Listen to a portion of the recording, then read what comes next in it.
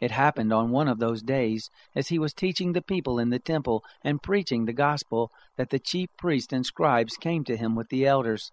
They asked him, "Tell us, by what authority do you do these things, or who is giving you this authority?"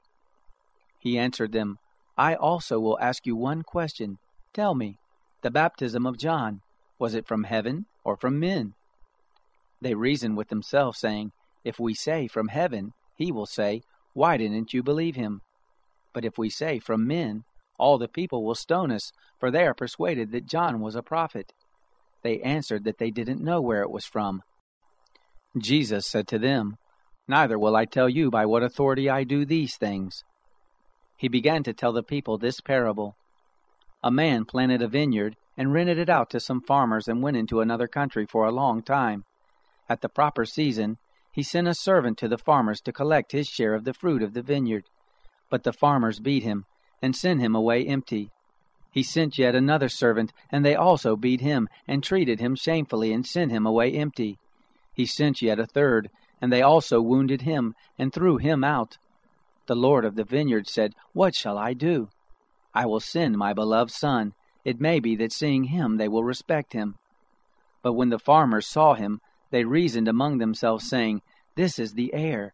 Come, let's kill him, and the inheritance may be ours." They threw him out of the vineyard and killed him. What therefore will the Lord of the vineyard do to them? He will come and destroy these farmers, and will give the vineyard to others. When they heard it, they said, "May it never be." But he looked at them and said, "Then what is this that is written?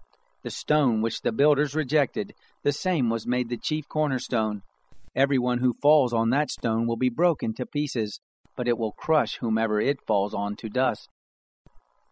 The chief priests and the scribes sought to lay hands on him that very hour, but they feared the people, for they knew that he had spoken this parable against them. They watched him and sent out spies who pretended to be righteous, that they might trap him in something he said, so as to deliver him up to the power and authority of the governor.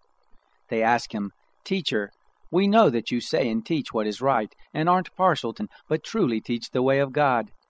Is it lawful for us to pay taxes to Caesar or not?" But he perceived their craftiness and said to them, "Why do you test me?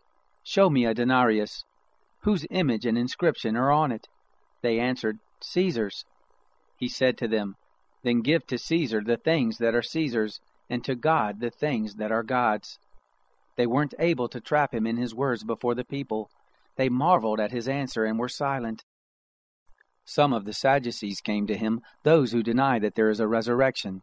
They asked him, "Teacher, Moses wrote to us that if a man's brother dies having a wife, and he is childless, his brother should take the wife and raise up children for his brother.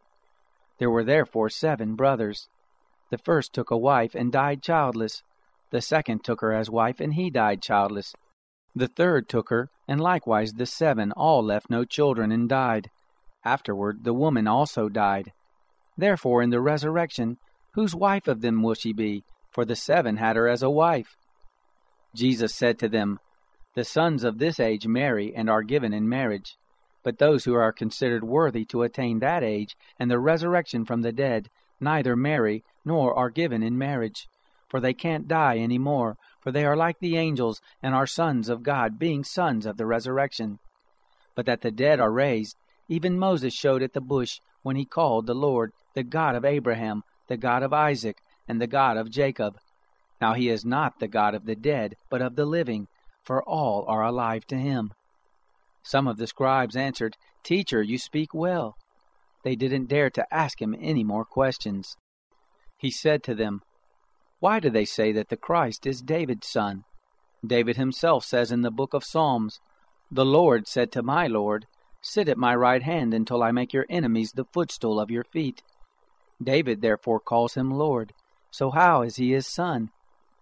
In the hearing of all the people he said to his disciples, "Beware of the scribes, who like to walk in long robes and love greetings in the marketplace, the best seats in the synagogues, and the best places at feast, who devour widows' houses, and for a pretense make long prayers.